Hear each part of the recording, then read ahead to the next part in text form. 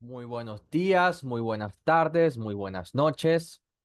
Les habla el psicólogo Andrés Rojas y en la materia Psicología de la Comunicación vamos a hablar sobre psicología y técnicas de manipulación mediática, en la cual es la última unidad de la materia. Asimismo, es importante tener en consideración, antes de dar inicio a este núcleo temático, una serie de consideraciones. Primero, en la unidad uno se habló acerca del trauma psicológico y cómo ese trauma psicológico, esa afección emocional que nos afecta y que cuando no es superada correctamente genera sesgos cognitivos, que a su vez pueden estar manifestados en diversos aspectos de la vida cotidiana. Por otra parte, en la unidad 2 hablamos en cómo esos sesgos cognitivos se pueden estar en los grupos sociales y cómo esos grupos sociales pueden estar influidos también por prejuicios, por estereotipos y discriminación. En la unidad 3 vimos sobre los elementos comunicacionales que pueden tener, y de hecho tienen, un contenido, una intención psicológica y persuasiva en cada uno de nosotros, sin que nos demos cuenta. Y por último, y lo más importante, lo que son las técnicas de manipulación mediática. Antes de empezar, es importante que reflexionemos y hagamos un debate sano en que qué es la subjetividad y qué es la objetividad. Pero primero, ¿qué es eso? Sencillo, la subjetividad es la percepción, opinión o argumento que corresponde al modo de pensar del propio sujeto. Se dice también de todo aquello relativo al sujeto en distinción al resto del mundo. Es decir, lo subjetivo se trata de de lo que es nuestra percepción, de cómo nos sentimos, de cómo vemos el mundo y está muy ligado a lo que es la opinión personal.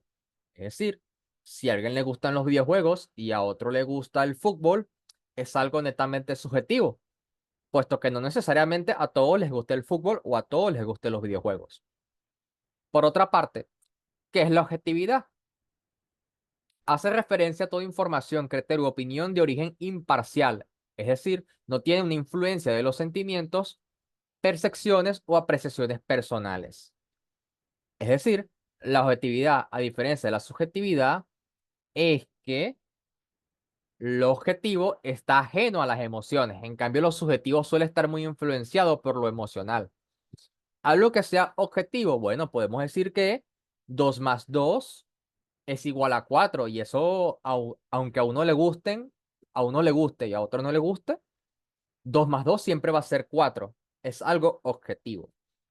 Ahora bien, algunos opinan que la verdad es subjetiva, otros opinan que la verdad es objetiva. Otros dicen que la verdad es objetiva, pero la manera para llegar a ella es subjetiva. Y a fin de cuentas, todo dependerá del punto de vista de cada quien. Puede ser que sí, como también puede ser que no. Es decir, es un debate abierto que ha perseguido la historia del hombre y la historia de la humanidad durante toda su historia. Así que esta lámina quiero que tengan esa interrogante y comiencen a reflexionar para, de cara, mejor dicho, de cara al final de la unidad. Ahora bien, ¿la moral es objetiva o es subjetiva? La moral objetiva significa que independientemente de la hora, el contexto histórico o la cultura, la moral, los valores que rigen nuestra conducta, siempre van a ser los mismos. Por ejemplo, las personas que son creyentes de alguna religión suelen creer de que las leyes de Dios son las mismas independientemente de la época, el país o la cultura. En cambio, la moral subjetiva es cuando se considera que la moral puede variar mucho dependiendo del país, dependiendo de la cultura, dependiendo de la historia y entre muchos factores sociales. Es un debate que también ha existido hoy en día, igual que la verdad, si es objetiva o si es subjetiva. Para algunos dirán que es objetiva, para otros dirán que es subjetiva. Sin embargo, con fines de la clase vamos a abordar mucho lo que es la moral subjetiva. Para ello tenemos que hablar sobre un concepto muy importante, que es el tabú. Bueno, el tabú es una prohibición tácita o sobreentendida dentro de una sociedad, por razones morales, religiosas o tradicionales, cuya violación puede traer consigo un castigo real o simplemente el escarnio y el rechazo social. Es decir, el tabú es aquello que nos genera rechazo con solo escucharlo, con solo oírlo, con solo verlo, con solo percibirlo, porque atenta contra nuestra moralidad, porque genera, digamos que debido a nuestra moralidad, somos susceptibles a ver cosas que estén ajenas a a nuestra moralidad. Todo aquello que sea ajeno a nuestra moralidad es tabú. Ejemplo, hay personas que consideran que acabar con la vida de las personas es algo eh, bueno o que es algo que está bien, el tema del asesinato. Sin embargo, alguien habla de asesinato al aire libre, al frente de otras personas, y eso puede generar una sensación de tabú para otras personas. Y capaz digan, ok, pero esta persona, ¿qué le pasa? ¿Por qué está diciendo que va a hacerle daño a otras personas? ¿Por qué está diciendo que le va a quitar la vida a otras personas? Eso está mal. Eso es algo esencialmente tabú. También pasa con el tema de la pedo, y no lo voy a decir completo, pedo y termina en filia. Esa palabra genera mucho tabú en las personas, porque si alguien comienza a hablar de ese tema, como que si le gustara, como si le agradara, eso genera un rechazo social enorme por parte de las personas. ¿Por qué? Porque la moralidad de esas personas rechaza todo lo que tenga que ver con pedo y termine en filia. De tal manera de que se busque rechazar a esa persona o directamente alejarse de ella o directamente denunciarla, inclusive denunciarla. Ok. Algo interesante que quisiera mencionar es que el tabú varía mucho dependiendo la cultura o dependiendo el país. Es decir, por ejemplo, hay personas mayores de 60 años que están con personas con mucha menor edad. Ujú. Creo que me entienden el doble sentido, ¿no? O sea, mucha menor edad. No voy a describir tanto porque me desmonetizan el video. Eso en otros países es normal que un adulto se case con alguien tan menor, tan chiquito o tan chiquita. Eso es algo dentro de su cultura normal, pero si eso pasara aquí en Venezuela sería considerado como un delito, sería considerado como algo muy malo. Ahora bien, algo que también quisiera mencionar es acerca de el eufemismo.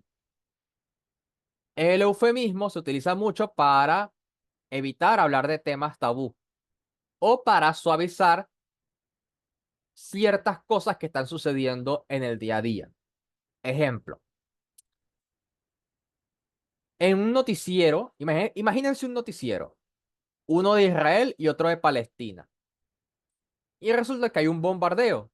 Y en ese bombardeo hay cientos de muertos, cientos de fallecidos. ¿Qué sucede? En el noticiero de Palestina van a decir, un bombardeo israelí ha asesinado mujeres y niños. Ha hecho esto a mujeres y niños. Y salen fotos, salen videos totalmente desgarradores, totalmente sensibles, totalmente impactantes a nivel emocional. Sin embargo, Ese mismo suceso, si es descrito por un noticiero de Israel, muy probablemente diga, el gobierno de Israel ha podido interceptar 100 objetivos terroristas. Si se dan cuenta, este segundo ejemplo es como menos sensible o busca tapar, coloquialmente hablando, tapar el hecho que está sucediendo con los palestinos, porque se está diciendo que son objetivos y que son terroristas, en lugar de decir mujeres y niños, o que hubieron mujeres y niños en las consecuencias nefastas del bombardeo. Entonces, los eufemismos se utilizan mucho para tapar, colo- para tapar o para no mostrar lo explícito que puede estar sucediendo en algún lugar del planeta. También se puede utilizar eufemismo vamos a explicarlo de otra forma más coloquial. Por ejemplo, los padres, cuando no quieren hablar tácitamente de un tema delicado con los niños, pueden utilizar otras palabras para suavizar el significado o, digamos, como suavizar el hecho para que el niño no quede traumatizado. Por otra parte, es importante explicar las formas de dominación legítima de Max Weber, en las cuales son clasificadas por personal y ordinario. Quiere decir la manipulación tradicional.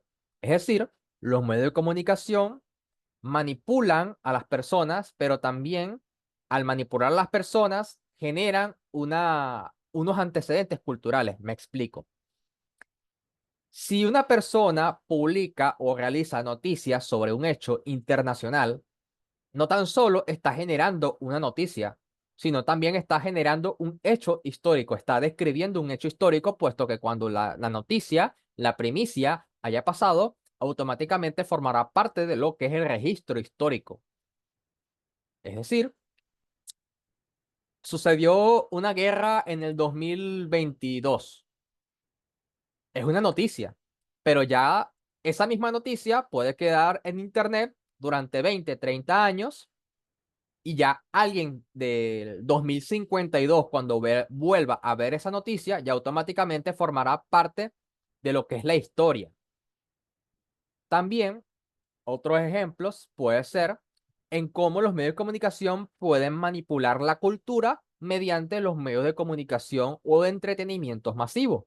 Es decir, Disney, HBO, Amazon Prime, esas series, como también otras series de cualquier índole pueden influir en los valores, en los códigos de conductas que pueda internalizar las personas.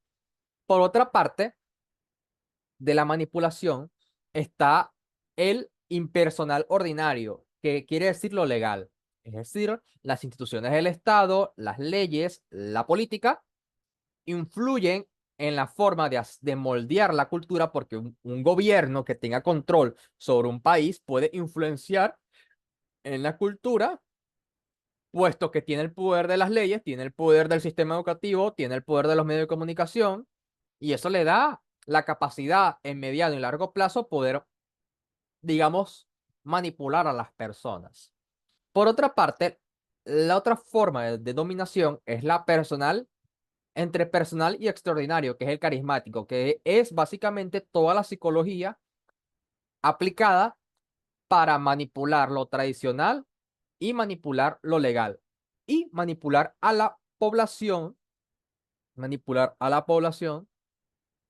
mediante lo que es el carisma, o sea, lo que es la persuasión. Básicamente, carisma es lo mismo que persuasión en la teoría de Max Weber.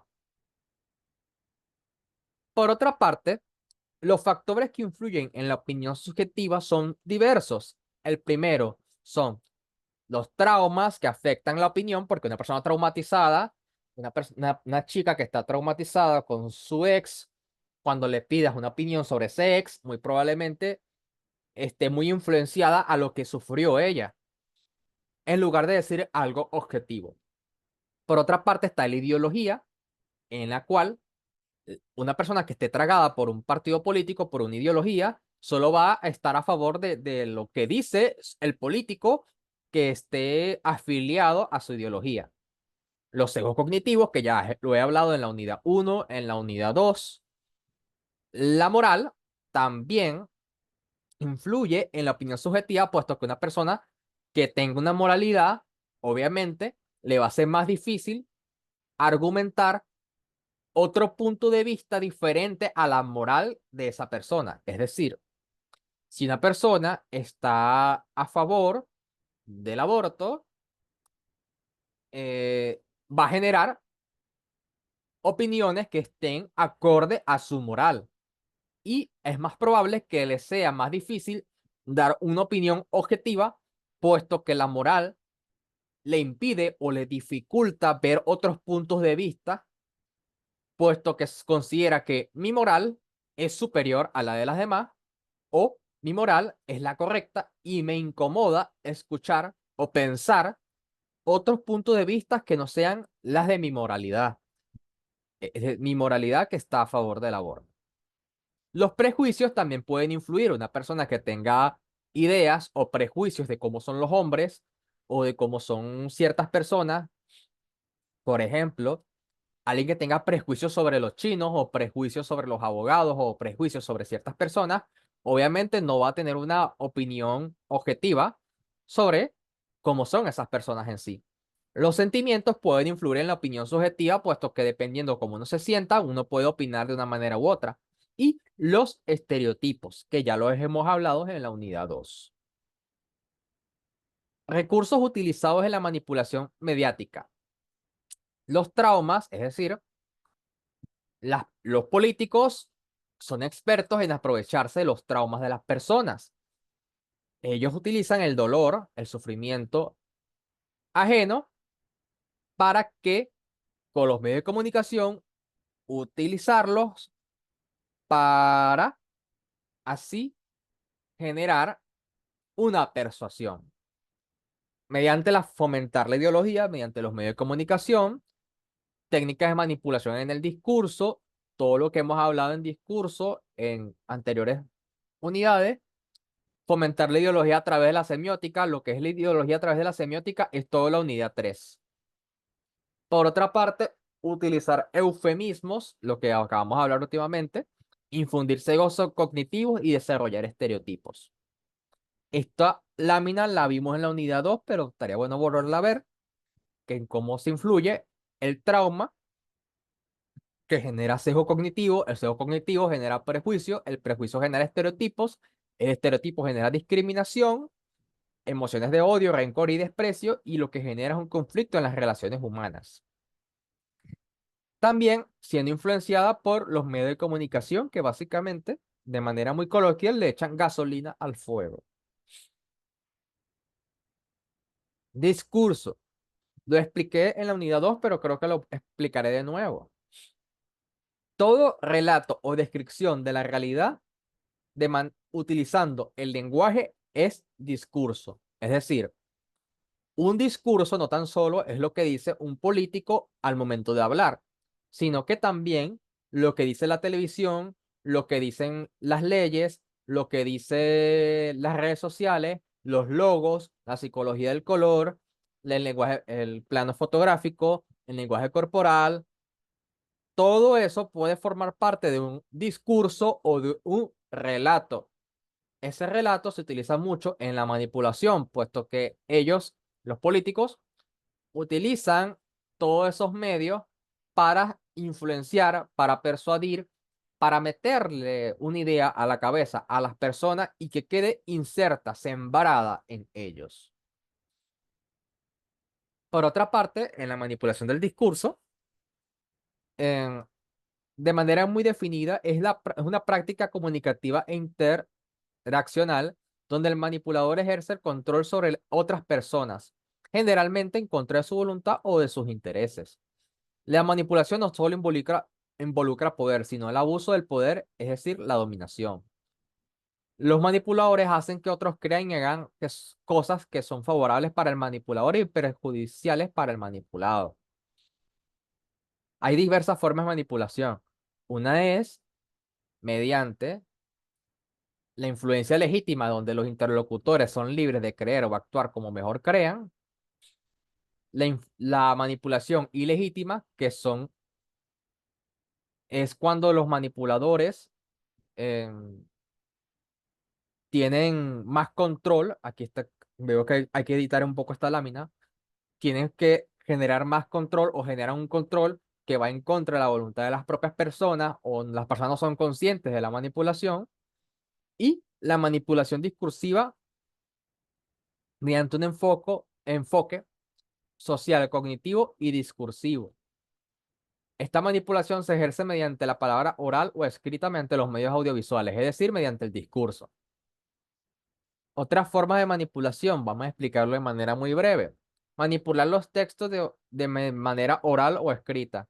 El discurso público ya mencionado, todos los medios de producción social y los políticos pueden ejercer su poder político a través de un discurso que puede simultáneamente confirmar y reproducir su poder. Vamos a pasar ahora, la manipulación y la cognición. Aquí dice la lámina. Manipular las mentes, conocimientos, opiniones e ideologías, que a su vez controlan sus acciones. Manipulación de la cognición social, es decir, la manera de pensar de una población. Y la forma más influyente de manipulación se centra en los conocimientos abstractos más generales como saberes, actitudes e ideologías que influyen en los grupos sociales. Los objetivos generales de manipulación son el control de las representaciones sociales.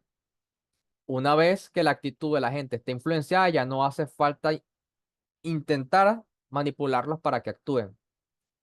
Se hace mediante sesgos cognitivos, generalización y creando normas, creando valores que son influenciados mediante los medios de comunicación para persuadir la cognición social y así decir o establecer qué es lo correcto o qué es lo incorrecto, qué es lo bueno y qué es lo malo. Por otra parte, la manipulación se puede observar de manera diversa y existen diversas estrategias. Una de ellas es culpar a la víctima y el grupo dominante discursivamente mediante modelos mentales de los receptores. Es decir, muchas veces en los medios de comunicación, cuando uno es el agresor, cuando el político es el agresor, va a buscar colocarse a sí mismo como que si fuera la víctima y los que son realmente víctimas son realmente, se convierten en victimarios. Se puede observar de diversos puntos de vista. Por ejemplo, Israel bombardea a Palestina, por ejemplo, pero las víctimas es el pueblo de Israel, por ejemplo. O, por ejemplo, también puede pasar que el grupo Hamas ataca a Israel, pero la víctima es Hamas y el victimario es el pueblo de Israel. Todo depende del punto de vista del político o de la ideología que se encuentre. Pero es importante tenerlo en cuenta. Y claro, generar discursos políticos que estén a favor de las clases dominantes y que estén a favor de los intereses políticos. Y algo también que pasa es que cuando tú buscas enfatizar o darle mayor importancia a tu ideología en el discurso político o en el discurso comunicacional, también buscas que los demás discursos o que las demás ideologías sean menores que la tuya. Siempre vas a hablar bien de ti y hablar mal de los demás en este tipo de manipulaciones. Ahora, la manipulación está basada de forma instantánea y afecta el proceso estratégico para la comprensión de discursos específicos. Otra forma de manipulación es en la memoria episódica, la compresión de un texto o enunciado se relaciona. Es decir, puede pasar, y se ha tenido ese dicho, es un dicho de la cultura popular, de que el pueblo tiene memoria corta, de que los pueblos son de memoria corta, es decir, olvidan rápido. Y eso pasa mucho en que cuando un medio de comunicación está hablando mucho de un tema, y de pronto deciden, no, bueno, ya hablamos de este tema, ahora vamos a dejar de hablarlo, vamos a dejar de mencionarlo, vamos a dejar de hablar de este tema, ahora vamos a empezar a hablar sobre otro tema. Eso se observó mucho con el tema del Esequibo. Cuando hubo el tema del Esequibo, todo el mundo hablaba del Esequibo, pero de pronto, después de las elecciones, nunca más se volvió a hablar del Esequibo con la intensidad que se había hablado antes. Es decir, hubo un momento en que todo el mundo pensaba en eso y de pronto, como si se tratara de cortarlo con un hacha, se dejó de hablar de ese tema.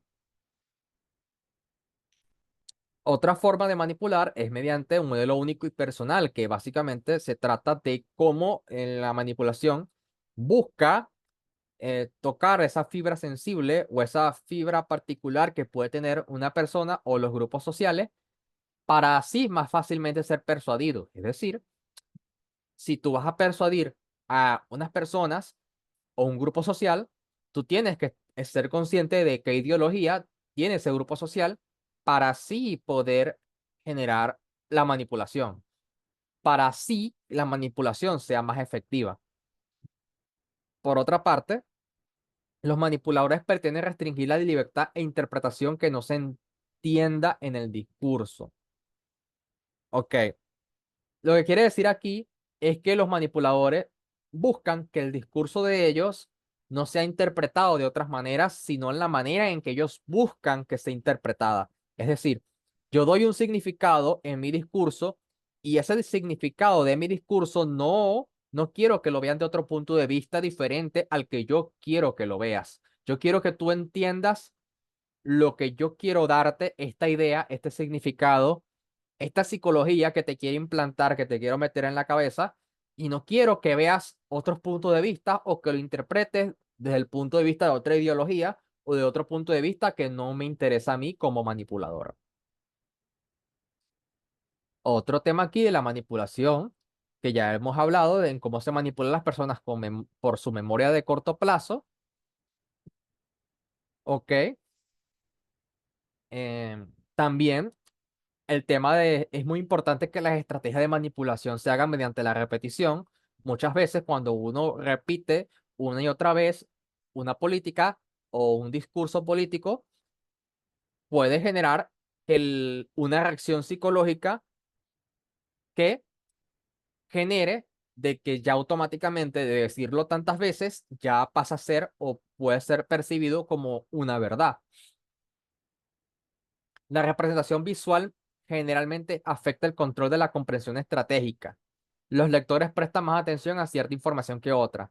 Esto pasa muy a menudo cuando uno quiere resaltar una noticia, busca que las letras que uno quiere, o sea, si uno quiere plasmar una idea, uno busca que esa idea tenga las letras más grandes que las demás letras de un texto, de un periódico o de cualquier medio audiovisual. Si tú quieres resaltar unas letras o un discurso, tú buscas colocarlo o ubicarlo de tal manera que visualmente genere más atención que lo demás. Que eso que tú te quieras dar sea lo que principalmente tú estés prestando atención. Ok.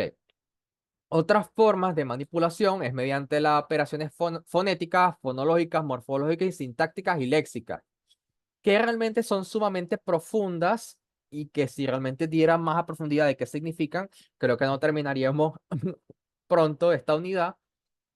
Pero lo que quiero que ustedes entiendan, muchachos, es que la materia que ustedes están viendo de análisis morfosintáctico tiene mucho que ver con la manipulación mediática.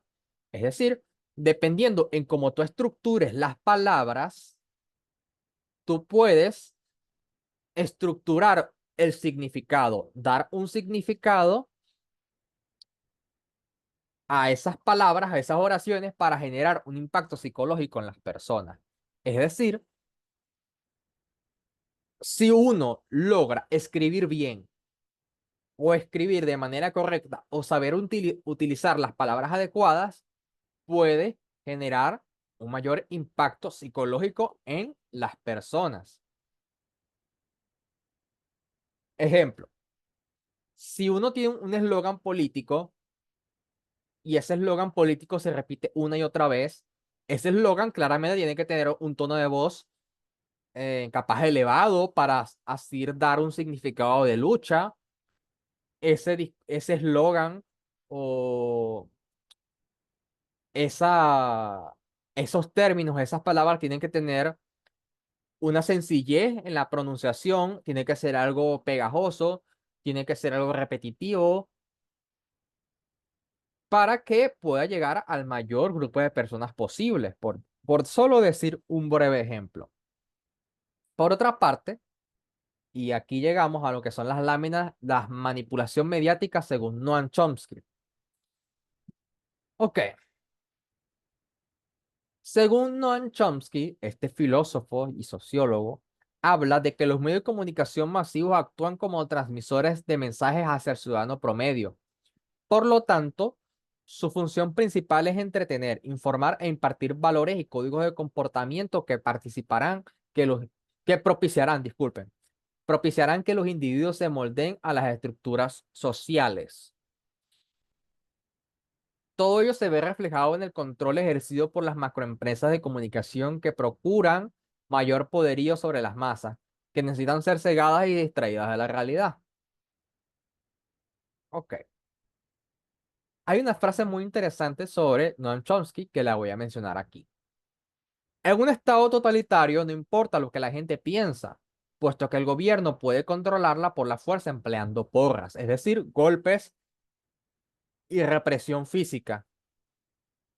Pero cuando no se puede controlar a la gente por la fuerza, uno tiene que controlar lo que la gente piensa. Y el medio típico para hacerlo es mediante la propaganda, es decir, manufacturada del consenso y creación de ilusiones necesarias, marginalizando al público en general o reduciéndolo a una forma de apatía. Noam Chomsky.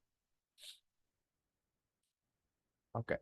Ahora bien, según los medios de las técnicas de manipulación mediática de Noam Chomsky, tiene una serie de principios en las cuales son, primero, magnitud, propiedad y orientación de los beneficios de los medios de comunicación.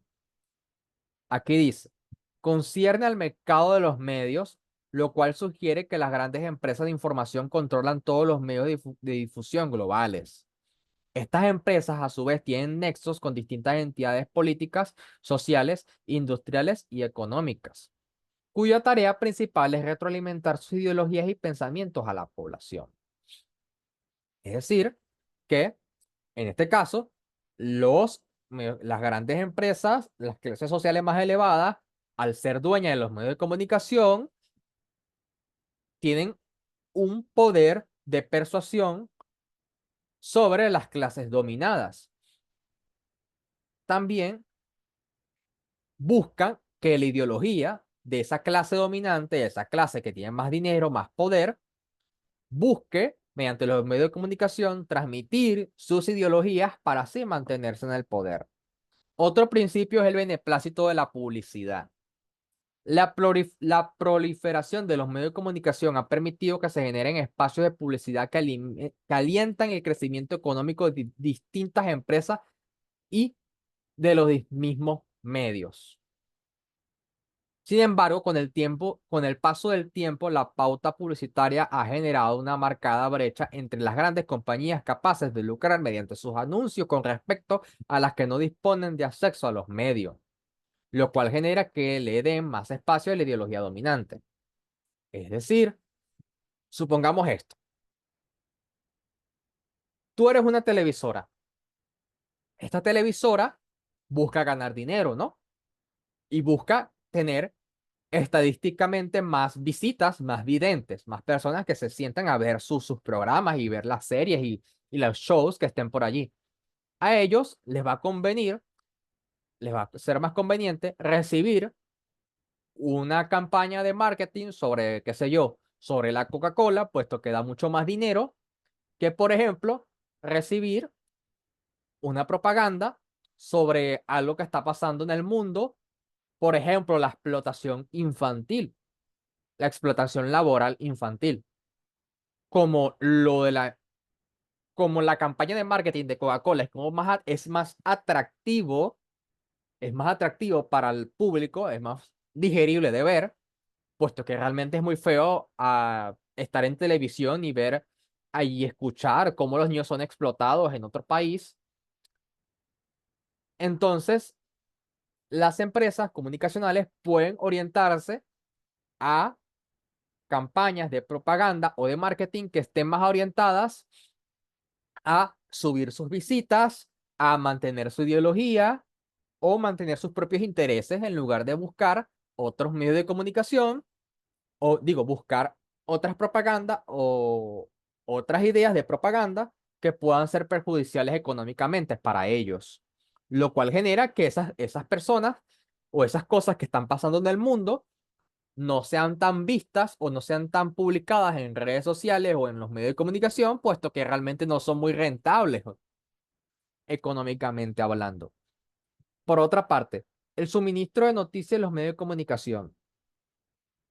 Las noticias que se difunden en la audiencia disculpa, las noticias que se difunden a la audiencia tienden a ser cuidadosamente seleccionadas por el gobierno e instituciones privadas y públicas, lo cual resulta en una aportación informativa mediocre, aislada de la realidad y falta de crítica, puesto que es un filtro que busca justificar los intereses de las élites. Es decir, cuando hay una dictadura, obviamente la dictadura no va a querer que los medios de comunicación digan algo en contra de sus intereses dictatoriales, por así decirlo. También puede pasar en democracia. Cuando hay una democracia, puede pasar que nadie quiere que los medios de comunicación hablen sobre un tema que esté en contra de los intereses democráticos, por ejemplo. Porque hay algo muy interesante. Cuando en Estados Unidos se hablaba de ese debate bipartidista entre los republicanos y los demócratas, vino Donald Trump con un discurso más o menos disruptivo y buscaba como que romper o tenía esa idea de romper ese bipartidismo entre republicanos y demócratas, lo cual ponía la situación sumamente tensa y pudo haber pasado de que claramente los medios de comunicación no van a decir que, no, bueno, se va a romper el bipartidismo o se va a destruir el bipartidismo en Estados Unidos, puesto que es algo que va en contra de los intereses de las élites bipartidistas de ese país. Por otra parte, las críticas a los contenidos de los medios de comunicación es otra forma de manipulación. Es decir, si uno tiene un medio de comunicación y busca transmitir una idea o una ideología que está en contra de los intereses de las grandes élites, es muy probable que esas grandes élites busquen una especie de contrapropaganda, un contramarketing, una contrapropaganda para que su ideología o sus intereses no salgan perjudicados. Y por último, el anticomunismo como mecanismo del control ideológico. Chomsky pensaba que las grandes élites buscaban que no se impartiera la ideología comunista y por eso los propietarios buscan mantener su posición social capitalista. Por supuesto, eso es algo que viene por parte de la ideología de Noam Chomsky, que se califica como socialista y que, pese a ser socialista, tiene una teoría sumamente interesante. Bueno, ya con esto, muchachos, terminamos la primera parte de psicología y técnicas de manipulación mediática. Ya la siguiente parte nos tocaría hablar sobre las 10 estrategias de manipulación. Así que, bueno, espero que les haya gustado el video. Véanlo, repasen, no olviden en preguntarme si necesitan algo y nos vemos pronto. ¿Está bien? Vale, vale. Ok.